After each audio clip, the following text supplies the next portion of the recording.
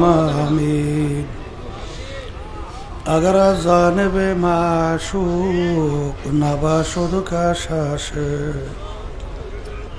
طالب عاشق بیچاره نرسد بجای ও মাবুদ গো এক ফোঁটা পানি দিয়ে বনি আদমকে বানায়া এই দুনিয়াতে কয়েকদিন ঘুরাইয়া ফিরাইয়া আবার অন্ধকার কবরে দিয়া যাইবেন। এই দুনিয়াতে আর কাহাকেও থাকতে দিবেন না। ভাই বলি বন্ধুরে বলি কেউ তো আপন না। ভাবিয়া চিন্তা করিয়া দেখিলাম মাওলা ওই অন্ধকার কবরে আপনি ছাড়া কেহ আপন হবে না। ربنا آتنا في الدنيا حسنة وفي الآخرة حسنة وقنا عذاب النار رب ارحمهما كما ربياني صغيرا سبحان ربك رب العزة عما يصفون وسلام على المرسلين والحمد لله رب العالمين. وعليكم السلام ورحمة الله وبركاته.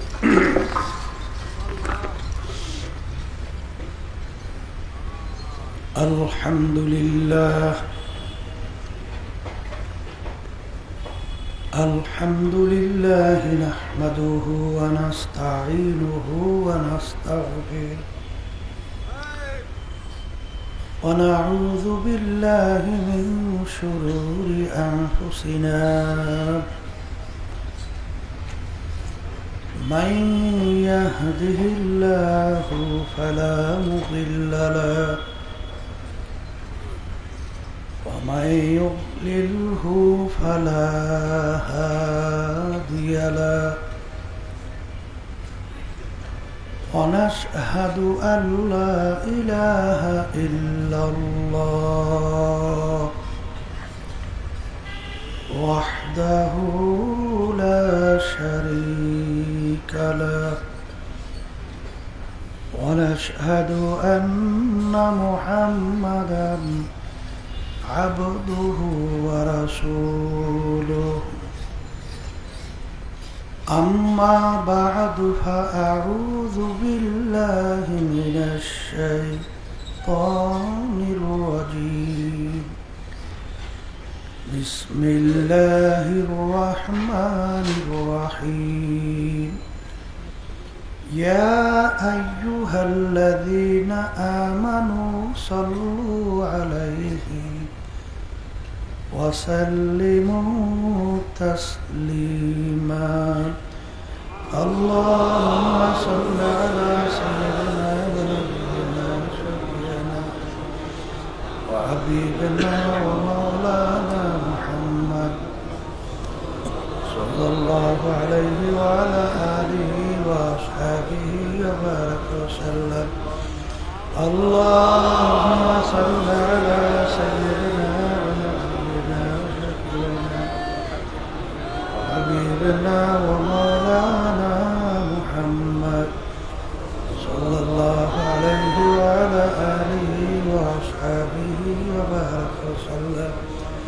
اللهم صل على سيدنا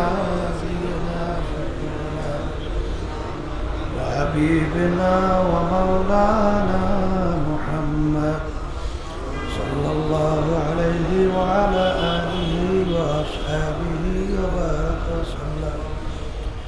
أعوذ بالله من الشيطان الرجيم. بسم الله الرحمن الرحيم. হাল আতা আলাল ইনসানি হিনুম মিনাদ দাহরি লাম ইয়াকুন শাইআন মাযকুরা। সাদাকাল্লাহুল আলিয়্যুল আযীম। শুকরিয়া আদায় করতেছি মহান রব্বুল আলামিনের দরবারে। রব্বুল আলামিন ফিতনা ফাসাদের যুগে চরমনায় নমুনায় 3 দিন ব্যাপী মাহফিল, প্রথম দিন আজকের শেষ বৈঠক। কারো জন্য জীবনের শেষ বৈঠকও হতে পারে। নিঃশ্বাসের কোনো বিশ্বাস, সেকেন্ডের কোনো ভরসা নেই। আল্লাহ রাব্বুল আলামিন আমাদেরকে এই বেহেশতি বাগানের মধ্যে আমাদের জীবনের একটা সময় কাটাবার সুযোগ করে দিয়েছেন। শুকরিয়া তান বলি আলহামদুলিল্লাহ। মাহফিল চলতেছিল, আল্লাহ কবুল করলে চলবে। ওলামায়ে কেরামদের পবিত্র জবান থেকে দ্বীনের গুরুত্বপূর্ণ আলোচনা শুনতেছিলাম, আল্লাহ কবুল করলে শুনব। তবে শুধু শুনলেই হবে না, শোনা অনুযায়ী আমল করলে এই মাহফিলের সার্থকতা। আমল মানে কাজে প্রমাণ করে দেখানো। অনেকে আমরা বহুদিন পর্যন্ত মাহফিলে আসা যাওয়া করি, কিন্তু শুনি এক কান থেকে, বলতে গেলে বের হয়ে যায় আর এক কান থেকে। কথা ঠিক না? আল্লাহ রসুল সাল্লাল্লাহু আলাইহি ওয়াসাল্লাম, তার কাছে একদিন এক সাহাবী আসলেন। আয়েশা আল্লাহ রসুল সাল্লাল্লাহু আলাইহি ওয়াসাল্লামকে বলতেছেন, হে আল্লাহ রসুল সাল্লাল্লাহু আলাইহি ওয়াসাল্লাম, আমাকে এমন কিছু আমলের কথা বলেন যেই কাজের মাধ্যমে আমি জাহান্নাম থেকে পরিত্রাণ পাইয়া জান্নাতে যেতে পারবো। এই কথার মাধ্যমে প্রমাণিত সাহাবীর আগেই ঈমান ছিল। আল্লাহ রাসূল সাল্লাল্লাহু আলাইহি ওয়াসাল্লাম তাকে বিভিন্ন আমলের কথা বললেন। শোনার পরে সাহাবী বলতেছেন, আল্লাহ রাসূল সাল্লাল্লাহু আলাইহি ওয়াসাল্লাম, আপনি সাক্ষী থাকেন, আপনি যেভাবে বলছেন আমি হুবাহু এইভাবেই আমল করব, এর থেকে বাড়াবো না, কমাবো না। সাহাবী বইলা যখন রওনা করছেন, আল্লাহ রসুল সাল্লাল্লাহু আলাইহি ওয়াসাল্লাম উপস্থিত সাহাবায়ে কেরামদেরকে বলতেছেন, আরে আপনাদের এখনো কি হয় না? আল্লাহর হাবিব সাল্লাল্লাহু আলাইহি ওয়াসাল্লাম সাহাবায়ে কেরামদেরকে বলতেছেন, ওই সাহাবীকে ইঙ্গিত করে দেখাইয়া, তোমরা যদি বেহেশতি লোক দেখতে চাও, আল্লাহ রাসূল সাল্লাল্লাহু আলাইহি ওয়াসাল্লাম বলেন তাকে দেখে নাও।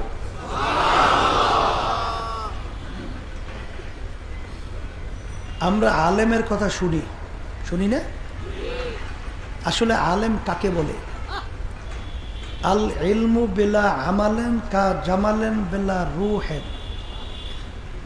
আল ইলমু বিলা আমালেন কা বাইতিন বিলা সাতিন। আল ইলমু বিলা আমালেন কা শাজারেন বিলা থামারেন।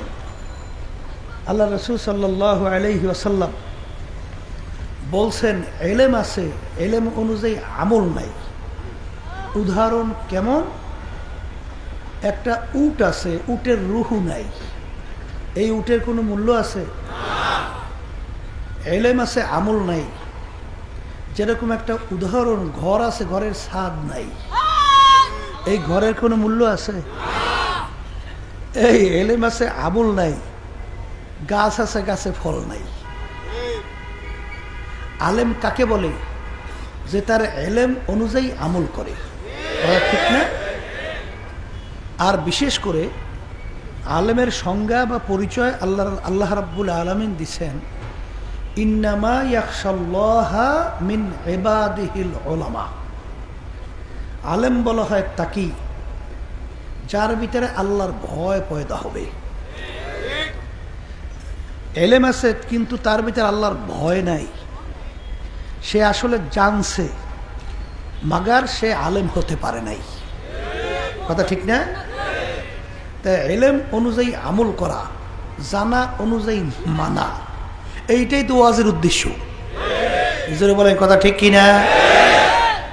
চরমনায় নমুনায় মাহফিল, আপনারা জানেন যে আমার আব্বাজান রহমাতুল্লাহি আলাই দাদাজানের কথা আলোচনা করে বলতেন, দাদাজান রহমাতুল্লাহি আলাই তার একটা নিয়ম ছিল, চরমনায়ের মাহফিলে প্রথম দিন তিনি মারিফত সম্পর্কে একটা আলোচনা বেশি করতেন, আর দ্বিতীয় দিন শরিয়াত সম্পর্কে একটু বেশি আলোচনা করতেন, আর তৃতীয় দিন মাদ্রাসা সহ বিভিন্ন সব মিলেই আলোচনা একটু বেশি করতেন।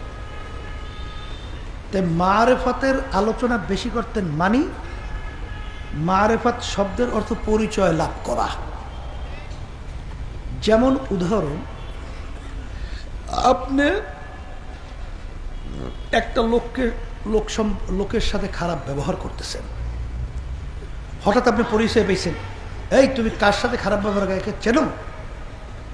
এডিসি সাহেব, এমপি সাহেব, এপি সাহেব, এ মুফতি সাহেব। এই পরিচয় পাওয়ার পরে কি আপনার ভিতরে পরিবর্তন আসবে না আসবে না? আজকে যে দুনিয়ার পরিচয় বিভিন্ন দিক থেকে পাইছে, সে ওই দুনিয়া কামাই করার জন্য পাগল হয়েছে। টাকা পয়সার পরিচয় আপনার আমি পাওয়ার কারণে আজকে টাকা পয়সা কামাইয়ের জন্য পাগল না? কিন্তু ছোট বাচ্চা মায়ের দুধ পান করে, ওকে যদি আপনি 1000 টাকার নোট দেন, এইটার কোনো গুরুত্ব ওর কাছে আসবে না? আসার কারণ কি? ওই নোটের পরিচয় ওর কাছে নাই, এই জন্য কোনো মূল্যও নাই।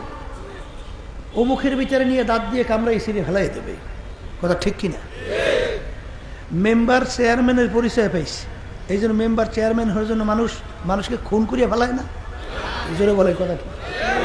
এমপির পরিচয় পেয়েছে, এমপি হওয়ার জন্যে কত তাণ্ডব চলে, ক্ষমতার পরিচয় পাইছে, এই জন্য মানুষ মাইরা হাজার হাজার লক্ষ লক্ষ মানুষ তাদের জীবন ধ্বংস কইরা, জেল দিয়া জীবন শেষ কইরা, মিথ্যাচার কইরা, বিভিন্ন কায়দায় ক্ষমতা থাকার জন্য পাগল হয়ে যায় না? কারণ কি? ক্ষমতার পরিচয় পাইছে, সম্মানের পরিচয় পাইছে, এই জন্য সম্মান পাওয়ার জন্য পাগল হয়। কথা ঠিক কিনা? আমাদের দেশে প্রেসিডেন্ট ছিল, শুনছি, হজ করে আসার পরে তার লকব উপাধি যদি আলহাজ না লাগাইতো খুব রাগ করতো। হ্যাঁ, আমি হজ করে আসছি না, আমার পিছনে আলহাজ লাগাও না কেন? এ হইলে নামের পাগল। কিসের পাগল? পরিচয় পাইছে, এই জন্য ওই নাম কামাই করার জন্য পাগল। ঠিক কিনা? এইভাবে পীরের পরিচয় পাইছে, এই জন্য পীর হওয়ার জন্য পাগল। মুফতি পরিচয় পাইছে, মুফতি হওয়ার জন্য পাগল। এইভাবে মুহতামিমের পরিচয় পাইছে, মুহতামিম হওয়ার জন্য পাগল। ইমাম খতিবের পরিচয় পাইছে, পাগল। এই শাইখুল হাদিসের পরিচয় পাইছে, পাগল। বড় বড় অফিসার পদের পরিচয় পাইছে, পাগল। আর যেই আল্লাহর বান্দাবান্দি আল্লাহর পরিচয় পাইছে, সে আল্লাহকে পাওয়ার জন্য পাগল। কথা ঠিক কিনা? তা আল্লাহর পরিচয় কি? আল্লাহ রাব্বুল আলামিন আপনাকে আমাকে স্মরণ করাইয়া দেওয়ার জন্য বলতেছেন, হে বান্দাবান্দি, তুই তোর নিজের অস্তিত্বের দিকে একটু তাকাইয়া মোরাকাবা কর, চিন্তা কর। হাল আতা আলাল ইনসানি হিনুম মিনাদ দাহরি লাম ইয়াকুন শাইআম মাযকুরা।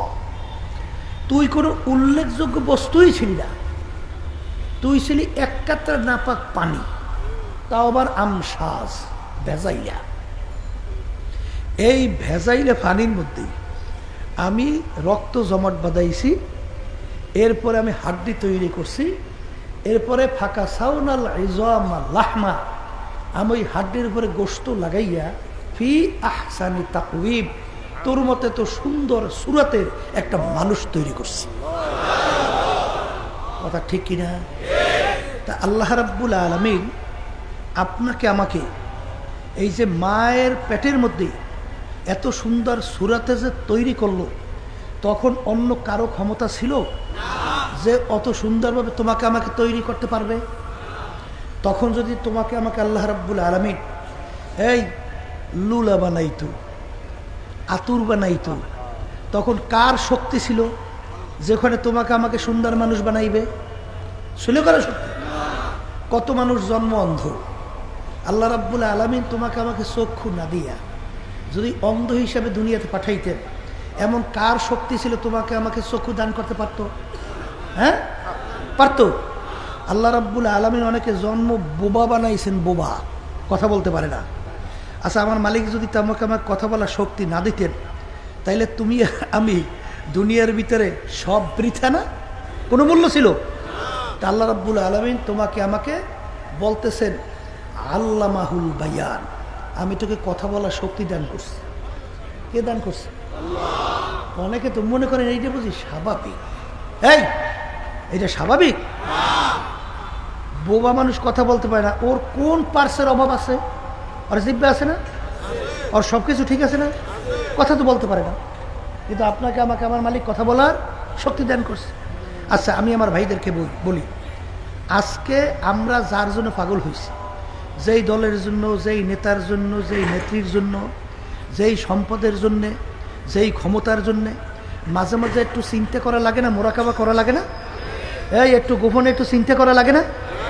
এই যেই দলের নেতা নেত্রীর জন্যে আপনার আমি আজকে আল্লাহর হুকুমের বিরুদ্ধাচারণ করি, আল্লাহর রসুলের তরিকের বাহিরে চলি, আমার বাজানদেরকে বলো, পর্দা আলে মা বোনদেরকে বলবো, একটু চিন্তা করে দেখেন তো যে আপনার আমার দুইটা চক্ষু যদি অন্ধ থাকতো, এই দলের নেতা নেত্রী এই চক্ষু ফেরত দেওয়ার শক্তি ছিল? হ্যাঁ, কথা বলতে না বলে কথা বলার শক্তি দান করতে পারতো? যদি পাওয়ার না থাকতো, পাওয়ার দেওয়ার শক্তি থাকতো? তাহলে এই যে তোমাকে আমাকে এত সুন্দরভাবে আমার মালিক তৈরি করলেন, এই জন্য আমার মালিকের জন্য মোটেও তোমার আমার মায়া দয়া আসা উচিত না? জোরে বলেন, কি উচিত কি উচিত না? এরপরে আল্লাহ রাব্বুল আলামিন আপনাকে আমাকে কত দয়া মায়া কইরা, শব্দ করে কারা বাহিরে? আল্লাহ রাব্বুল আলামিন আপনাকে আমাকে ভালো করে বোঝেন, এই মুসলমানের ঘরে রুহু দান করছে। যেটা বলে কথা ঠিক কিনা? কবি এক কথায় বুঝাতে যাই বলছিলেন, হে নেমুখারামের দলেরা, আদমি আদাদাইবা জব মুসলমান করদাই, আয় খোদা কুরবা সওয়াব ইহসাবর ইহসা করদাই। একটু মাঝে মাঝে একটু মোরাকাবা কর, চিন্তা কর, আমার মালিকের কাছে আমরা কেউ দরখাস্ত করছি যে রব্বুল আলামিন দয়াময় করে আপনি আমার রূহকে মুসলমানের ঘরে দান করেন? এরকম কেউ দরখাস্ত করছি? আচ্ছা, দরখাস্ত করি নাই। তা আমার মালিক ইচ্ছা করলে আপনার আমার রূহকে হিন্দুর ঘরে কি দিতে পারতো না? খ্রিস্টানের ঘরে, বিজাতিদের ঘরে। কিন্তু আমার মালিক হিন্দুর ঘরে উদয় নেই, খ্রিস্টানের ঘরে উদয় নেই, বিজাতিদের ঘরে উদয় নেই। আমার মালিক দয়াময় করে আপনার আমার রূহকে মুসলমানের ঘরে দান করছে। আচ্ছা, এটা কি আমার মালিকের দয়া মায়া? কি দয়া আছে, মায়া আছে? আচ্ছা, এই যে মালিক তোমাকে আমাকে দয়া মায়া করিয়া রুহটাকে মুসলমানের ঘরে দান করছেন, এই জন্য মালিকের শুকরিয়া কে আদায় করছে? করছে? বরঞ্চ একজনে 1000 টাকা দিলে, ওই কালকে শুনতেছিলাম আমাদেরই মুজাহিদ কবিরের দায়িত্বশীল দুনিয়ামুখী এক নেতার সঙ্গে তার দুনিয়ার কার্যক্রম বাস্তবায়নের জন্য গেছে। এখন একজন মুজাহিদ জিজ্ঞেস করে যে ব্যাপার কি, আপনি তার সঙ্গে গেলেন? বলে আমাকে 1000 টাকা দিয়েছে, আমার গাড়িতে ফিরিয়ে নিয়েছে, এবার খাওয়ালাও করাইছে। নাউজুবিল্লাহ, নাউজুবিল্লাহ কর না? ও আজকে 1000 টাকার বিনিময় গাড়ি ফিরি পাইছে, একটু খাওয়া দাওয়া পাইছে, এই জন্য ইমান ধ্বংস করার জন্য চিন্তাও করে নাই। জোরে বলেন, কথা ঠিক কিনা? কিন্তু আমার মালিক তোমাকে আমাকে দয়া কইরা মায়া কইরা মুসলমানের ঘরে যে রুহু দান করছেন, এই শুকরিয়া কবে নাগাদ আদায় করলে শেষ হবে?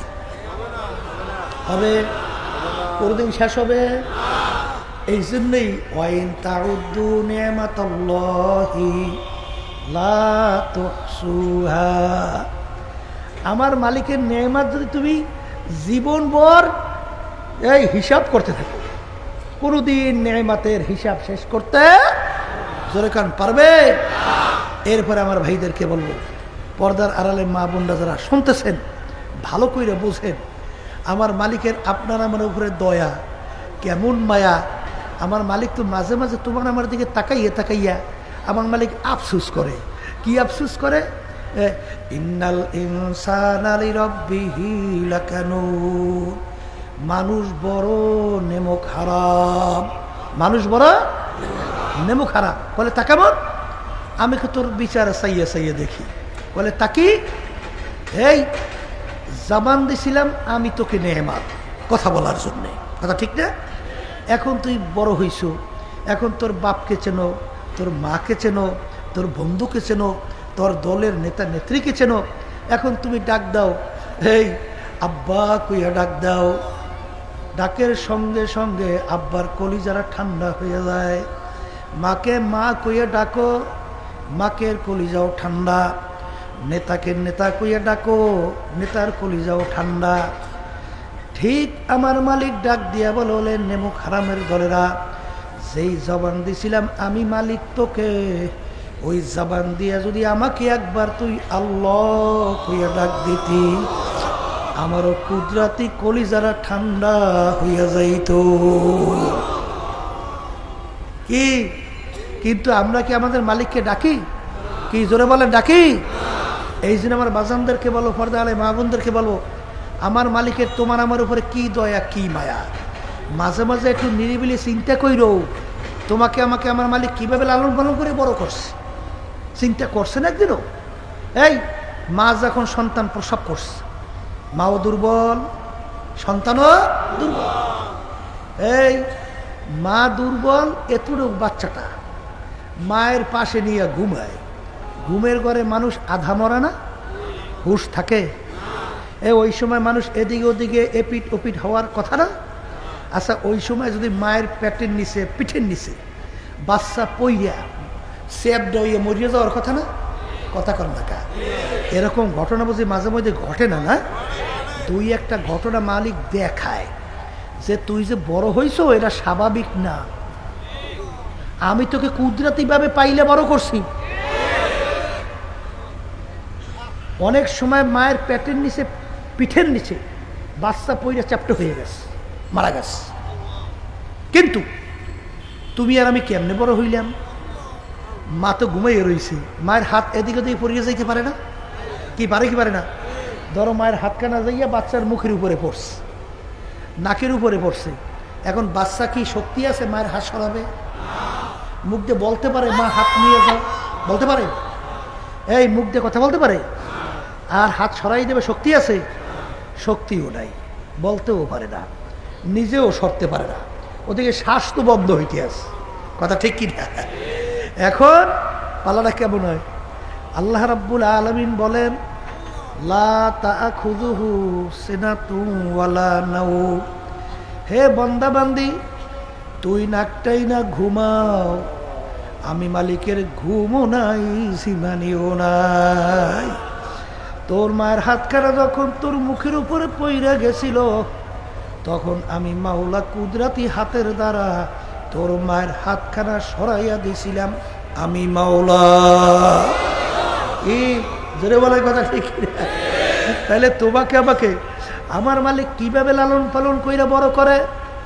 তাম দুনিয়ার সমস্ত ডাক্তার একমত, বাজান বাচ্চা দুনিয়াতে আসার পরে আমার মালিক মায়ের বুকের ভিতরে এমন খাদ্য তৈরি করছে, যেই খাদ্যের ব্যাপারে ডাক্তার তাম দুনিয়ার একমত যে বাচ্চার জন্য মায়ের দুধের চেয়ে এত ভিটামিন যুক্ত দ্বিতীয় আর কেউ আবিষ্কার করতে পারে না। কি কেমন ভাবে আমার মালিক খাদ্য তৈরি করছেন চিন্তা কইরো মাঝে মধ্যে। এই মায়ের দুধ বেশি পাতলাও না, যাতে বাচ্চার পেটের ক্ষুধা মরবে না, আবার বেশি ঘনও না, বাচ্চার পেট খারাপ হবে। পাতলাও না, ঘনও না, আবার বেশি মিষ্টিও না, যে বাচ্চার খাইতে বিটখিটটা লাগবে, আবার বেশি মিষ্টি ছাড়াও না, বাচ্চার খাইতে মন চাবে না। এইভাবে মিষ্টি তৈরি করছেন। আবার আমার মালিক দুধ কিভাবে তৈরি করলো? বাচ্চা যখন মায়ের দুধ বুকের ভিতরে টান দেয়, কোথার থেকে অটোমেটিক আসে? বাজার আমার মাওলার কুদরত নিয়ে চিন্তা করো, চিন্তা করলে আমার মালিকের পরিচয় লাভ করতে পারবা। জোরে বলেন, কথা ঠিক না বা ঠিক? এ দুনিয়াদার পাগল, আজকে দুনিয়ায় পরিচয় পাওয়ার পরে আজকে দুনিয়া কামাই করার জন্য পাগল। বাজান এক কবি বলেন, মস্তে আশিক মস্তে মাশুক, বাদশাহ মাল মস্ত, পীরে মস্তে জিরে মস্তে, শায়খদার আসরারে মস্ত। এ দুনিয়ার মানুষ, দুনিয়ার যত মানুষ বিচারণ করে সব কিন্তু একদল পাগলের দল। কেউ বা টাকা পয়সা বেশি কামাই করার জন্যে পাগল, কেউ বা সুন্দর বাড়ি গাড়ি করার জন্যে পাগল, কেউ বা সুন্দরী মেয়ে বিবাহ করার জন্যে পাগল, কেউ বা মেম্বার চেয়ারম্যান এমপি মিনিস্টার হওয়ার জন্যে পাগল, কেউ বা পীর মুফতি হওয়ার জন্যে পাগল, কেউ বা বড় বড় অফিসার হওয়ার জন্যে পাগল। বাজান কেউ বা বড় মেয়া বড় শিক্ষিত হওয়ার জন্যে পাগল। আর একদল মানুষ দুনিয়ায় বিচারণ করে, তারাও কিন্তু একদল পাগল, তারা হইল আমার মাওলার পাগল। আরে দুনিয়াদার পাগল আমার বাবারা, মাঝে মাঝে একটু দুনিয়া নিয়ে মোরাকাবা চিন্তা করো, আখেরাত নিয়ে চিন্তা করো, আমার মালিক আমার সৃষ্টিকর্তা নিয়ে চিন্তা করো। যারা নাকি দুনিয়ার পাগল হইলা, আরে মাঝে মাঝে একটু চিন্তা কইরা দেখো, তোমার এই দুনিয়ার পাগলামি কয়দিন, যে কয়দিন তোমার দুনিয়ায় চক্ষু খোলা থাকবে তোমার দুনিয়ার পাগলামিও ঠিক থাকবে। কিন্তু যেদিন চিরতরে চক্ষু বন্ধ, সব কিছু বন্ধ। এ দুনিয়াদার পাগল আমার বাবারা, ভালো কইরা মন কি বুঝাও, তারপর দুনিয়া থেকে বিদায় নিয়ে মালিককে রাজি খুশি করে কবরে রওনা করো। কারণ মায়ের পেটেও আমার মালিক, তোমার আমার আপন। আজকে দুনিয়ায় তুমি আর আমি বাইচে আছি, সমস্ত নেয়ামত ভোগ করলাম, তাও কিন্তু আমার মালিকের। বাজান আমার মালিকের একটা নেয়ামতের শুকরিয়া আদায় করার শক্তি দুনিয়ার কোনো মানুষের নাই। একটু মাঝে মাঝে একটু চক্ষু বন্ধ করো, মাঝে মাঝে একটু নিরিবিলি একটু মুরাকাবা করো। বাজান এই যে বাতাস, আমার মালিকের কত বড় নেয়ামত। আমার মালিক যদি 5 মিনিটের জন্য বাতাস বন্ধ কইরা দেয়, বড় মেয়াগিরি আর থাকবে না, পীরের পীরগিরি আর থাকবে না, সব ময়রা লাশ হইয়া যাবে। এই বাতাস নেয়ামত ভোগ করি কার? ভালো করে মন কি বুঝাও। এ দুনিয়াদার পাগল আমার বাবারা, তোমার আমার মালিক তোমাকে আমাকে কি নেয়ামত দেয়া বাঁচায় রাখলো। অনেক সময় অনেক বাপ আমাদের কাছে সন্তান নিয়ে আসে, সন্তানের চেহারাটা এত সুন্দর ফুটফুটে, ওদিকে বাপের চোখ থেকে দুধ দর দর কইয়া পানি বাইয়া বাইয়া পড়ে। জিজ্ঞাসা করি ব্যাপার কি? তখন সে কান্দে বলে, হুজুর ওর জন্য একটু দোয়া করেন, হুজুর আমার মালিক ওকে প্রতিবন্ধী বানাইছে, হুজুর ভালো মন্দ কিছু বোঝে না, হুজুর ও ফেলফাল করে হাসে।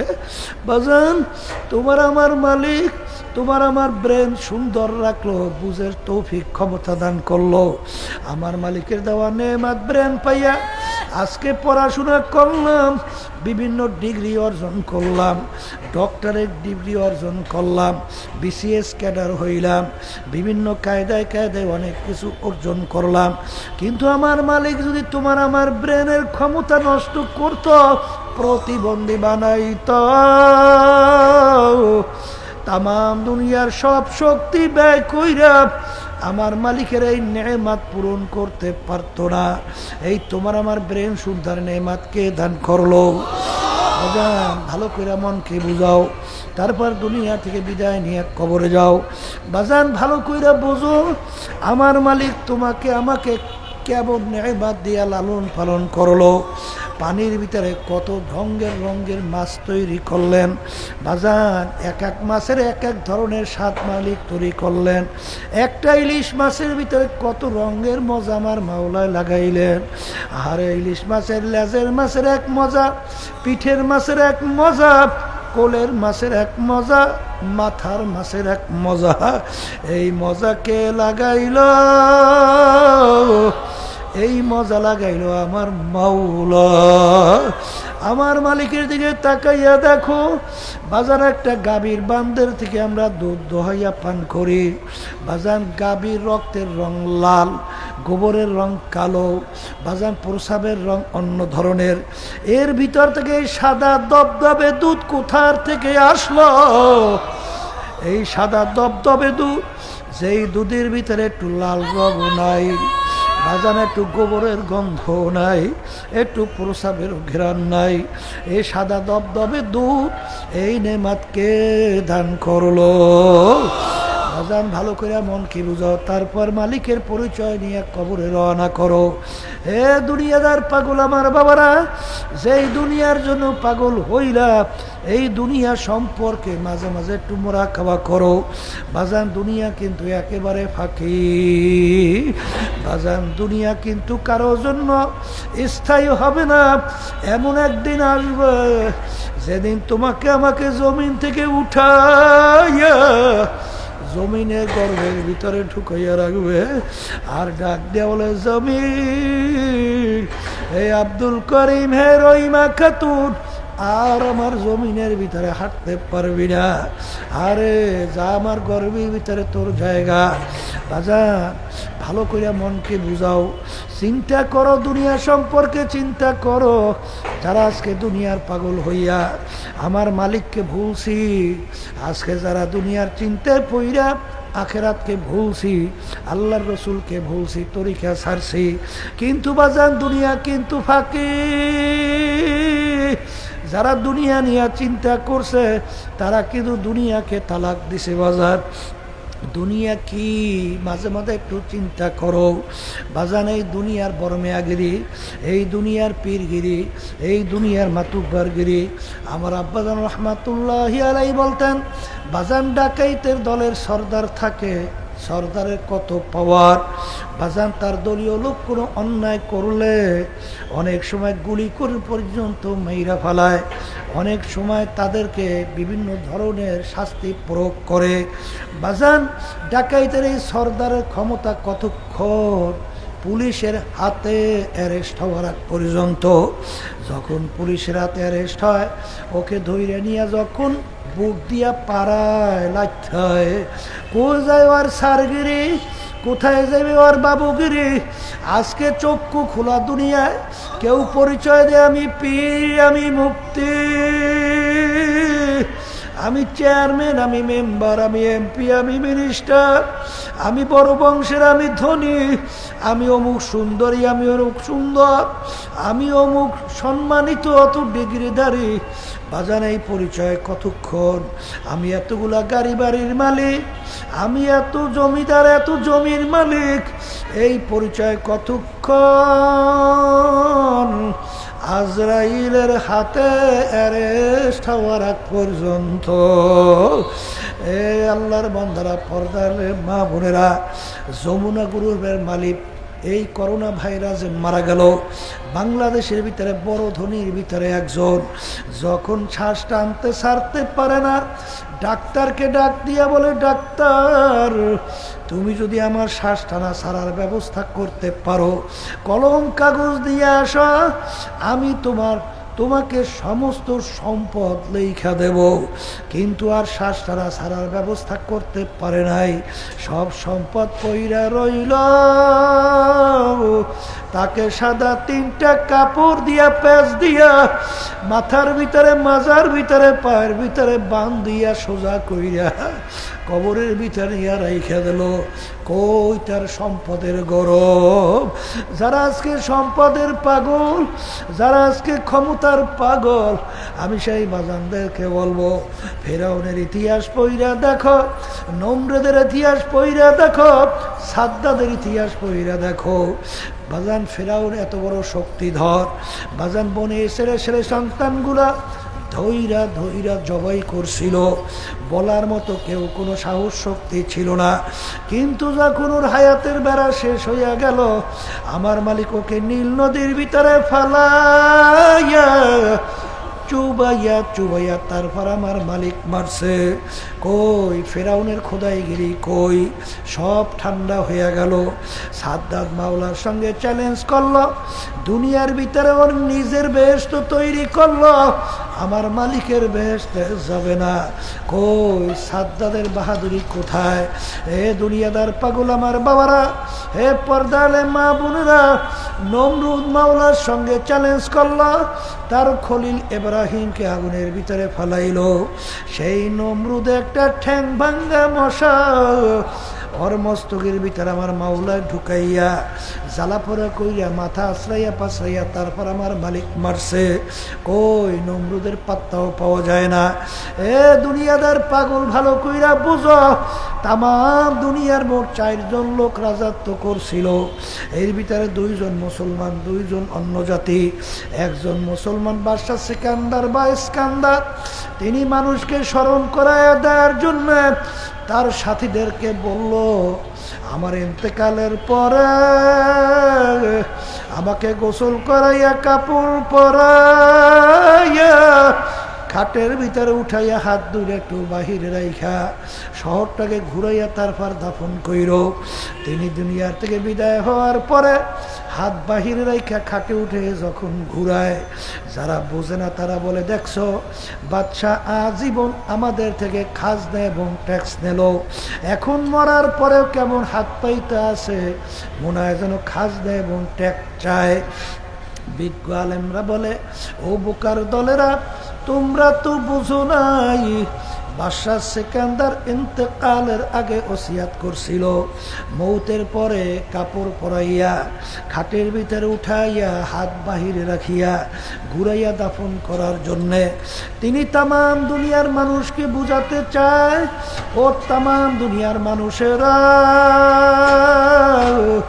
আমি বাদশা সিকান্দারের মতো এত বড় বাদশা মনে হয় দ্বিতীয় আর কেউ হইতে পারবে না। তামাম দুনিয়ার বাদশাহী করলাম, কিন্তু আমি যখন কবরে রওনা করলাম, একেবারে 2টা খালি হাত নিয়ে কবরে রওনা করলাম, আর কিছুই নিতে পারলাম না। এই জন্য আমার ভাইদেরকে বলবো, পর্দার মা বোনদেরকে বলবো, 100 বছর আগে তাকাইয়া দেখো, যারা দুনিয়ার ভিতরে ছিল বলতে গেলে একজনও তালাশ করে পাওয়া যায় না। আবার 100 বছর পরে তাকাইয়া দেখো, আমরা এখানে যারা আছি মনে হয় কেউ আর দুনিয়াতে থাকবো না। আর এমন একটা ব্যাপার, একবার যদি কেউ দুনিয়ার থেকে বিদায় নিয়ে কবরবাসী হয়, আর দ্বিতীয়বার কোনো দিন ফেরত আসা যায় না। হে মুসলমান আমার বাবারা, পর্দার আড়ালের মা বোনেরা, বাজান মুসলমানের ঘরে জন্মগ্রহণ করলাম, তামাম দুনিয়ার ইতিহাস পড়িয়া দেখো, যত জাতি দুনিয়ার ভিতরে বিচরণ করে, আজ পর্যন্ত কোনো জাতি বুক ফুলাইয়া গলা টান কইরা চ্যালেঞ্জের মাধ্যমে দুনিয়ায় কেউ টিকতে পারে নাই। একমাত্র মুসলমান জাতি বাজান চ্যালেঞ্জের মাধ্যমে বুক ফুলাইয়া গলা টান কইরা দুনিয়ার ভিতরে বাইচা আছে। আজকে মুসলমানের ঘরে জন্মগ্রহণ কইরা খোদা না খাস্তা যদি খোদা না খাস্তা কিয়ামতের ময়দানে জাহান্নামের শিকল হাতে পায় লাগে, এর চেয়ে কপাল পোড়ার সারে জাহানে হইতে পারে না। বাজার দুনিয়ার ভিতরে মানুষ মানুষকে মোহাব্বত করে, তার দয়ার কারণে তার উপরে অনেক তার সহযোগিতা, তার সঙ্গে অনেক ভালো ব্যবহার, অনেক বিপদে তার পাশে থাকে। কিন্তু বাজান যদি মাঝে মাঝে মুরাকাবা করো, দেখবা আমার মালিকের তোমার আমার উপরে কত দয়া, কত মায়া। মায়া এরকম চিন্তা করতে করতে এক আল্লাহর বান্দা, আল্লাহু আকবার, তিনি মুরাকাবা করে, আল্লাহু আকবার। আল্লাহ রাসূল সাল্লাল্লাহু আলাইহি ওয়াসাল্লাম বলেন, হে আমার উম্মতেরা, তাফাক্কুরু সাআতান ফি খালকিল্লাহ খায়রুম মিন ইবাদাতি সিত্তিনা ওয়া ফি রায়াতিন সাবঈনা ওয়া ফি রায়াতিন সামানিনা সানা। তোমরা আমার মাওলার মাখলুকাত নিয়ে যদি চিন্তা করো, অল্প সময় চিন্তা করার বিনিময়ে ৬০ বছর নফল ইবাদতের ভিতরে লিপ্ত থাকলে যেই পরিমাণ সওয়াব তুমি পাবা, ওই পরিমাণ সওয়াব আমার মালিক তোমার আমল নামায় দান করবে। অন্য রায়াতের ভিতরে আসছে ৭০ বছর নফল ইবাদতের সওয়াব মালিক আমল নামায় দান করবে। অন্য রায়াতের ভিতরে আসছে ৮০ বছর নফল ইবাদতের সব আমল নামায় দান করবে। কারণ কি, বান্দাবান্দি যখন আমার মাওলার মাখলুকাত নিয়ে চিন্তা করে, তখন ওই বান্দাবান্দির কাছে আমার মালিকের পরিচয় লাভ হয়। এক আল্লাহর বান্দা আমার মাওলার বিভিন্ন মাখলুকাত নিয়ে মুরাকাবা করে। একদিন গাছ নিয়ে, গাছের পাতা নিয়ে চিন্তা করে, করতে করতে ওই আল্লাহর বান্দা বলতেছেন, আমার মালিক বর্গে দাঁড়া তা সবুজে দর নজরে হুশিয়ার হর ওয়ারাকে দফতুরিস মারিফাতে কিরদগার। হে আমার মালিক, আমি যখন একটা গাছের পাতা নিয়ে আমি চিন্তা করি, মুরাকাবা করি, আমি গাছের পাতা দেখি না, আমি দেখি তোমাকে। এই গাছের পাতাটা এত সুন্দর কে রং লাগাইল? একটা কচু পাতা রঙে কত সুন্দর রং আমার মালিক লাগাইল। একটা ফুলের দিকে তাকাই, আমি ফুল দেখি না, আমি দেখি তোমাকে। আমি যখন নদীর পানির দিকে তাকাই, আমি দেখি তোমাকে। আরে কোথার থেকে জোয়ার আসে, কে জোয়ার বানায়, পানি কোথার থেকে বাড়লো, আবার ভাটা হয়, কে ভাটা লাগায়, পানি কমলো। আমি যখন নদীর দিকে তাকাই, আমি দেখি তোমাকে। আমি যখন সূর্যের দিকে তাকাই, আমি দেখি তোমাকে। আমি যখন চন্দ্রের দিকে তাকাই, আমি দেখি তোমাকে। আমি যখন আমার ভাইয়ের দিকে তাকাই, আমি দেখি তোমাকে। মালিক এক মায়ের পেট থেকে 10টা সন্তান বের করল। একই মায়ের পেট থেকে 10টা সন্তান বের হয়। এক শ্বাস থেকে এক রকমের পিঠা বের হয়। আর এক মায়ের পেট থেকে 10টা সন্তান বের হলো। একটা মায়ের সন্তানের সঙ্গে আর একটা সন্তানের পূর্ণ কোনো মিল নাই। আমি যখন আমার ভাই চেহারার দিকে তাকাই, আমি দেখি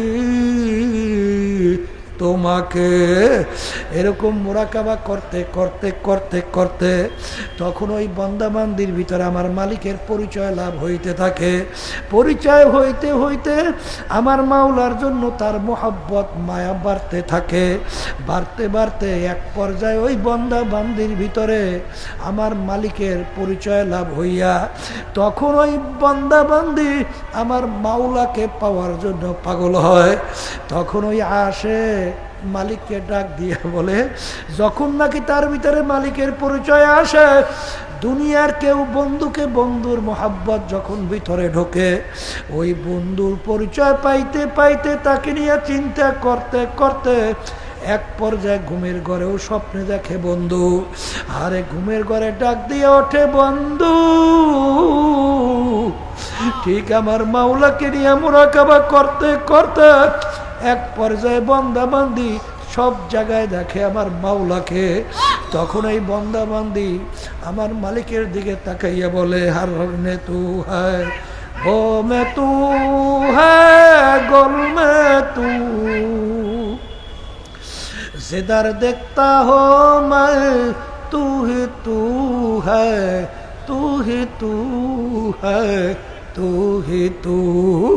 এ আমার মালিক, আমি ফুলের ঘেরান নাই, আমি ফুলের ঘেরান পাই না, আমি পাই তোমার ঘেরান। আমি ফুলের রঙের দিকে তাকাই, আমি রঙের ঘের দেখি না, আমি দেখি তোমাকে। আরে এই অবস্থায় পড়ার পরে ইবতেদায়ে इश्क है रोता है क्या, आगे आगे चल के देखो होता है क्या। বাজান যখন দুনিয়ার প্রেমের গতি আস্তে প্রথম শুরু হয়, তখন তার বিরহে বেদনায় তার ভিতরে চোখ থেকে টলটল করিয়া পানি পড়ে। কিন্তু এ প্রেমিক, সামনে পথ চলতে থাকো, কত ভয়ানক প্রেমের তপকা, এই পথে না চলা পর্যন্ত বোঝানো যাবে না।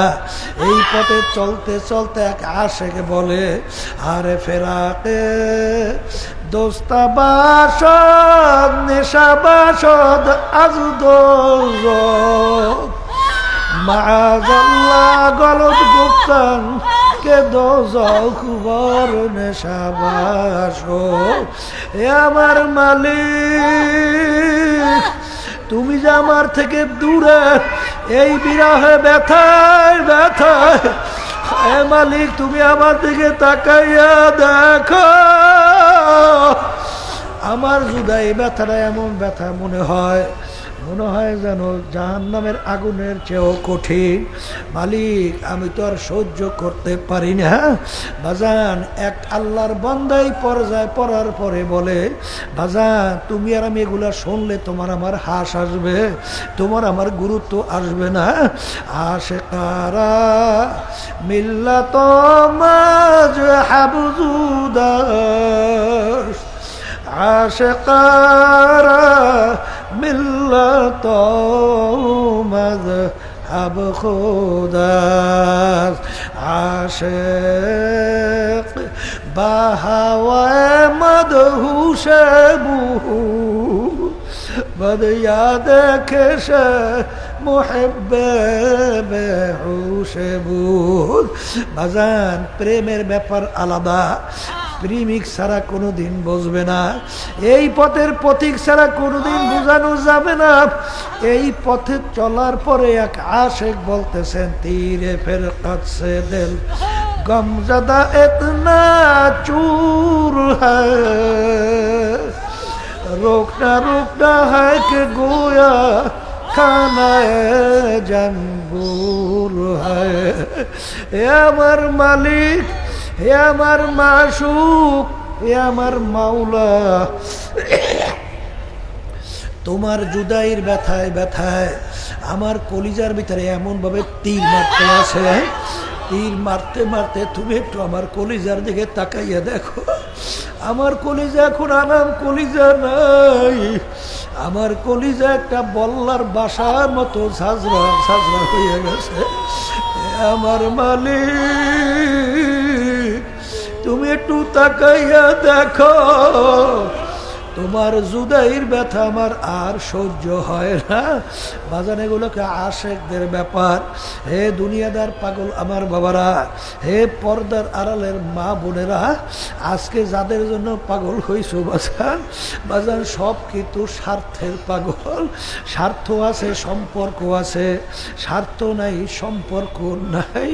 বাজান রে, বাপ মার চেয়ে আপন দুনিয়ার ভিতরে কেউ হইতে পারে না, কিন্তু বাপ মার সঙ্গে একবার দুইবার তিনবার কঠিন অন্যায় করলে বাপ মা তোমাকে আমাকে তেজ পুত্র করিয়া বের করে দেয়। কিন্তু এর নিমুখ হারামের দলেরা, আমার মালিকের তোমার আমার উপরে কত মায়া, কত দয়া, একটু মাঝে মধ্যে একটু চিন্তা করো, একটু মোরাকাবা করো, দেখবা আমার মানুষ মাওলার পরিচয় পাবা। বাজার আমার মালিকের সমস্ত নেয়ামত ভোগ কইরা আজ জীবন আমার মাওলার বিরুদ্ধাচরণ করছো, আরে তারপর আমার মালিক তোমার দিকে তাকাইয়া তাকাইয়া আছে, বান্দা কখন আমাকে আল্লাহ কইয়া ডাক দিবে, আর আমি আমার বান্দা বান্দির ডাকে সাড়া দেব। বাজা বুড়া বলতে গেলে এমন কোনো গুনাহ নাই, বুড়া করে নাই। এখন বুড়ার মৌতের কথা মনে পড়লো, কবরের কথা মনে পড়লো, কিয়ামতের ময়দানের কথা মনে পড়লো, জাহান্নামের আযাব ও গজবের কথা মনে পড়লো। কিয়ামতের ময়দানে যেদিন সূর্য এক হাত বা সোয়া হাত মাথার উপরে আমার মালিক উব্বুর করিয়া ছাইরা দেবে, ওই সূর্যের তাপ কিভাবে সহ্য করবে?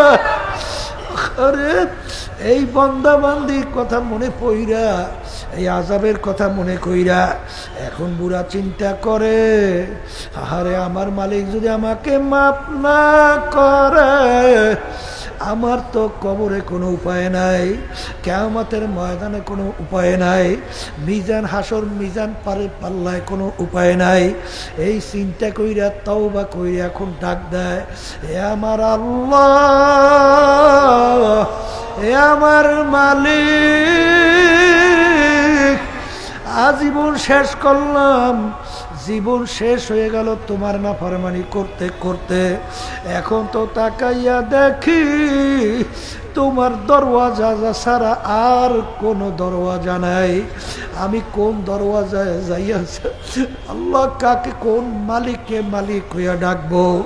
তুমি ছাড়া তো আর কোনো মাওলা নাই। হে আমার মালিক, দয়া মায়া করে তুমি আমাকে মাফ করো। ওই বান্দার কান্দনে আমার মাওলার রহমতের দরিয়া জোশ মাইরা গেল।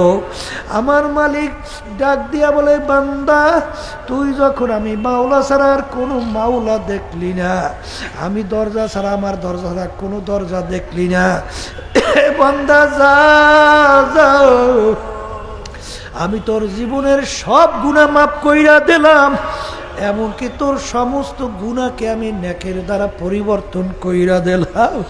এখন বান্দা কান্দে আর বলে, আমার চেয়ে নেমো খারাপ দ্বিতীয় দুনিয়ায় আর থাকতে পারে না, আজীবন আমার মাওলার বিরুদ্ধাচরণ করলাম, কিন্তু আমার মালিক আমার উপর রাগ কইরা তার জমিন থেকে ভাগাইয়াও দেয় নাই, তার নেয়ামত থেকে আমাকে বঞ্চিত করে নাই।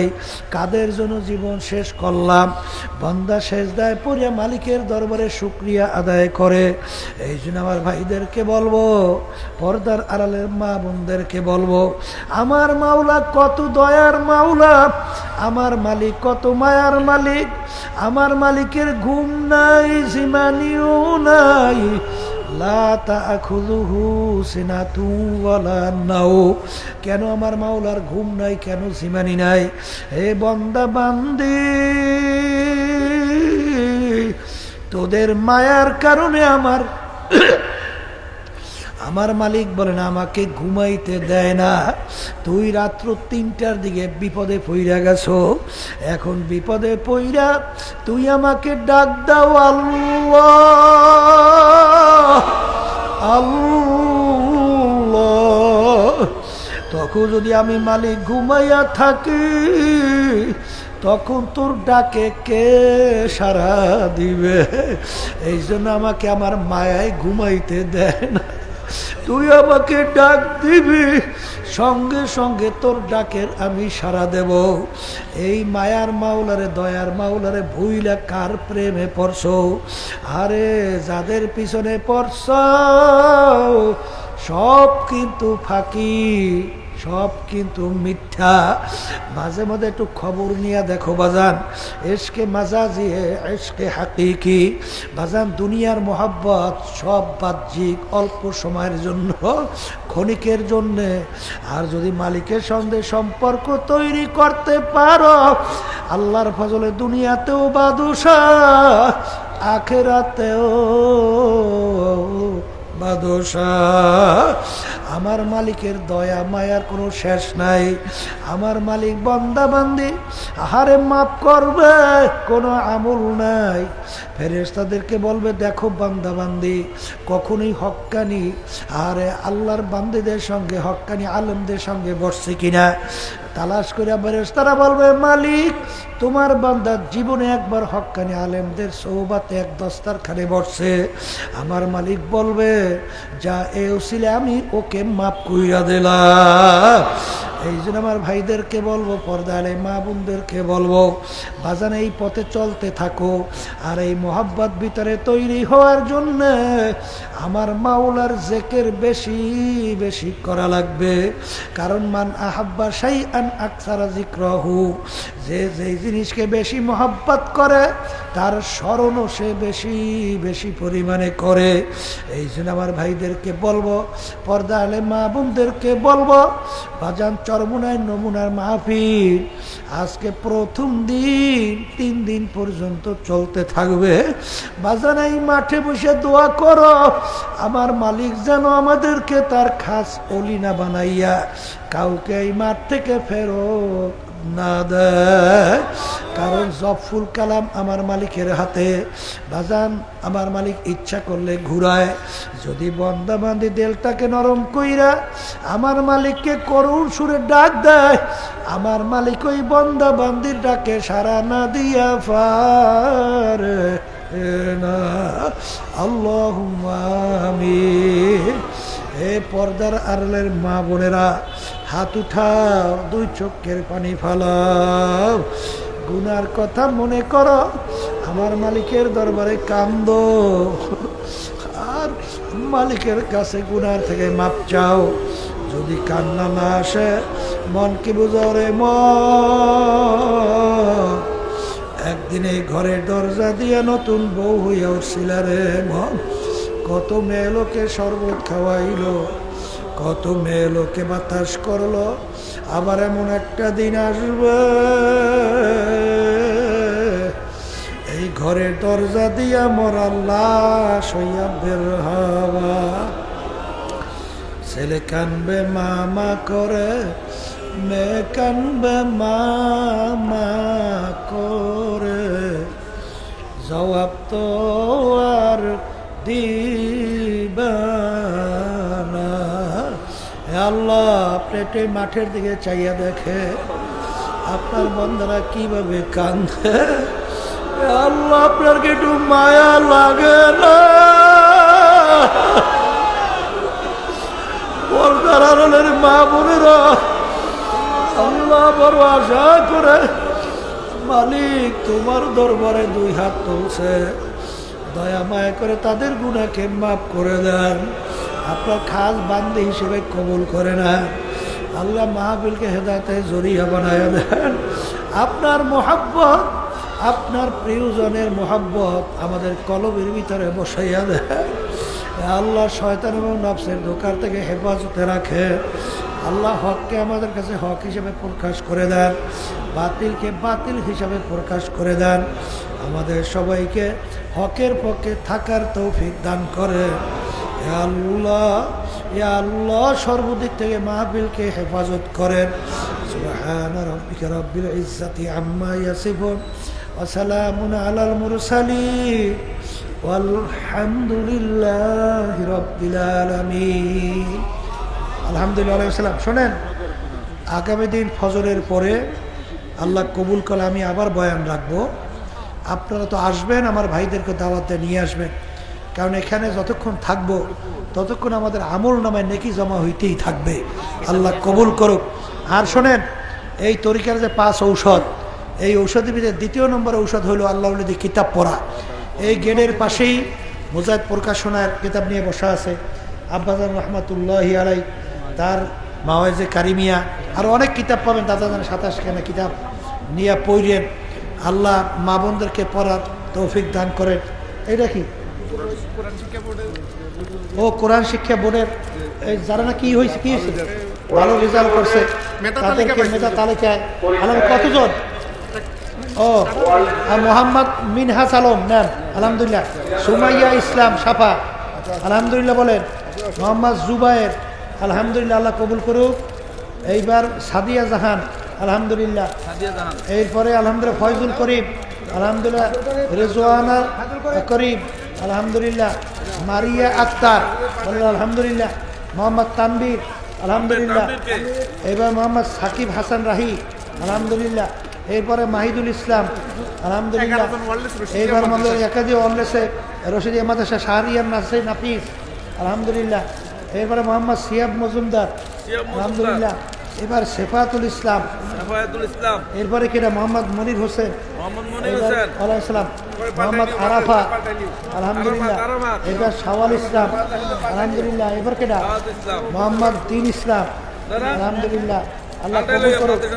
মোহাম্মদ আব্দুল কাইয়ুব মিনর, নীরব, আলহামদুলিল্লাহ। মোহাম্মদ সাব্বির, আলহামদুলিল্লাহ। সারা বাংলাদেশে অলওয়েজ রশিদিয়া সপ্তম স্থান অধিকার করছে রশিদিয়া মাদ্রাসা অলওয়েজ, আল্লাহ কবুল করুক। আল্লাহ, আসসালামু আলাইকুম রহমতুল্লাহ। আলহামদুলিল্লাহ, আমরা মানুষদেরকে যার মোবাইলে যোগাযোগ করে নিয়ে যাবেন, রাস্তায় এখন বাইরে হবেন না,